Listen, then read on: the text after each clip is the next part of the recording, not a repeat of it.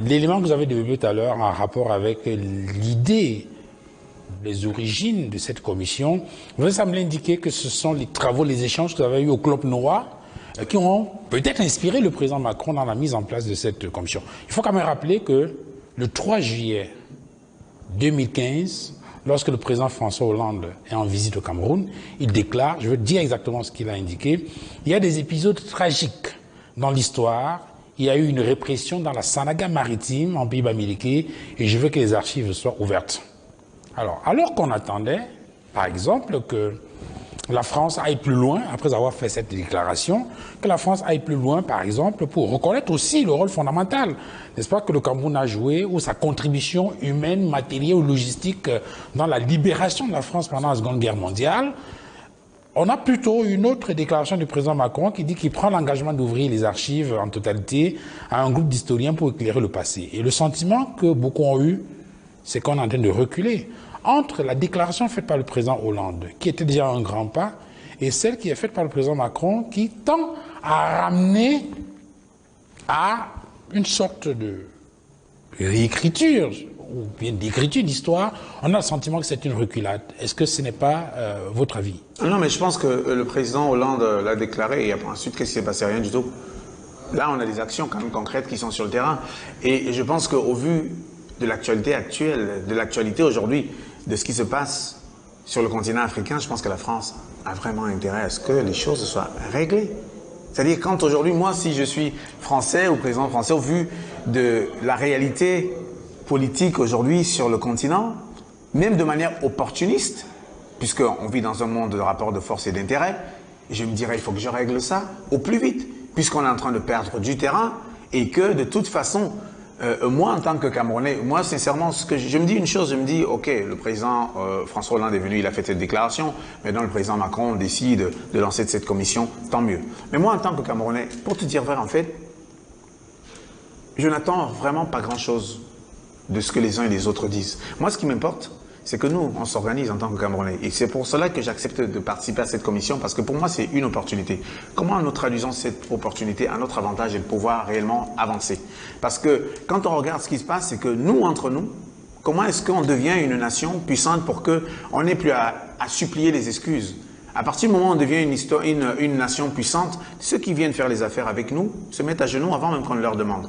Or, aujourd'hui, nous sommes encore dans une position où nous supplions qu'on nous fasse des excuses, tout simplement parce que nous ne sommes pas organisés en véritable nation puissante. C'est l'urgence aujourd'hui, c'est que le Cameroun, le Tchad, le Congo, la Centrafrique doivent impérativement s'organiser et qu'à l'intérieur déjà de nos pays, avec le tribalisme aujourd'hui, qu'on arrête ça et qu'on s'organise pour devenir une véritable puissance. Parce qu'à partir du moment où on devient une puissance, les excuses des uns et des autres, on s'en fiche complètement. Ceux qui nous aiment, on ne supplie pas les gens de nous aimer. Ils nous aiment, tant mieux. Ils nous aiment pas, tant pis. Ils viendront parce qu'ils veulent, ils ont besoin de nos intérêts. Mais à partir du moment où on est est-ce que vous comprenez quand même qu'il y ait des Camerounais qui estiment que le moment est venu pour la France de reconnaître, n'est-ce pas, son rôle dans ces atrocités pendant les guerres d'indépendance et de demander, par exemple, pardon? Oui, mais ce que je veux dire, c'est que oui, bien sûr, logiquement, dans un monde de bisounours, oui, la France, il faut qu'elle revienne, qu'elle demande pardon.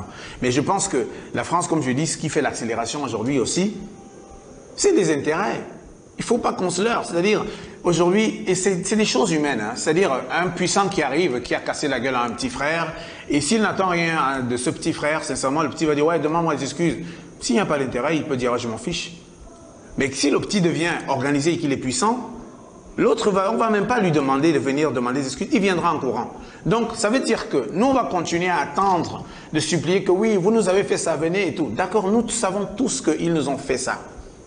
Comment est-ce qu'on devient une puissance pour que tout cela, non seulement eux, qu'on donne le signal à tous les uns et les autres qui, non seulement ceux qui ont fait, mais ceux qui aimeraient encore venir nous piller, venir nous faire des choses, venir tuer les nôtres, tous nos semblables. Moi, je reviens d'Australie.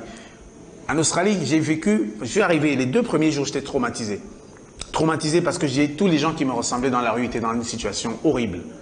Et en tant qu'être humain, je rentre dans ma chambre d'hôtel, je me dis, c'est pas possible. Comment tous ceux-là qui ont la même couleur que moi sont dans les conditions compliquées.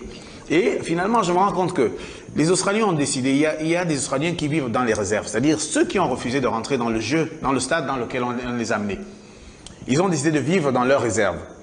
Et maintenant, les quelques-uns qu'on voit en ville et qui sont dans un état compliqué, c'est des gens en fait à qui on donne de l'alcool, à qui parfois on a arraché aux familles, à qui on donne des substances pour les rendre, pour qu'ils soient dans cet état. Nous, ce qu'on a, et la différence entre, donc ça m'a amené à me poser la question sur la différence entre les Australiens qui vivent dans les réserves et nous les Africains qui avons accepté de rester sur le terrain de jeu qui a été créé par d'autres avec des règles pour leurs intérêts, avec des arbitres pour leurs intérêts, bref, toute la structure leur sert. On a quand même décidé de rester sur ce terrain-là. Mais au lieu de décider, parce qu'on a décidé de rester là, au lieu de nous organiser, de jouer et de devenir des gagnants puissants, on commente les joueurs, ce qu'ils font. Ah tiens, regarde, l'autre est en train de courir avec le ballon, machin. Au lieu de nous organiser, puisqu'on n'est pas sorti du terrain de jeu. C'est exactement ça le cas de l'Afrique. C'est que nous avons accepté de rester sur un terrain de jeu, au lieu de nous organiser pour que chaque équipe désormais, lorsqu'elle vient devant nous, qu'elles se disent, ok, les gars là, il faut qu'on fasse attention parce qu'ils sont puissants et que nous puissions négocier d'égal à égal. Tu ne peux pas demander à quelqu'un, ah j'ai envie qu'on négocie d'égal à égal puisque tu n'es pas mon égal. Pourquoi tu veux que je le fasse juste parce que tu le réclames? Pourquoi on soit d'égal à égal, négociant d'égal à égal? Il faut que tu deviennes mon égal. Et mon égal, c'est sur la puissance. Or, nous sommes là, nous demandons des choses que nous ne sommes pas, parce que nous ne sommes pas organisés, parce que nos pays sont dans des conditions très compliquées, parce que nous ne faisons rien pour que ça change. Ça commence par une organisation dans un village, que le village soit nettoyé, les choses fonctionnent normalement, que les gens se mettent ensemble, etc. Nous ne le faisons pas. Nous nous plaignons, nous voulons que les autres nous organisent, nous respectent et qu'ils aient des rapports d'égal à égal. Lorsque ils voient que, mais les gars, je veux bien, regardez la Chine, ce que la Chine a fait. La Chine, pendant les 25 dernières années, on parlait d'un pays en voie de développement. Les mecs se sont tellement organisés qu'aujourd'hui, ils n'ont pas besoin de demander aux gens, venez me respecter ou bien venez reconnaître ce que vous avez fait.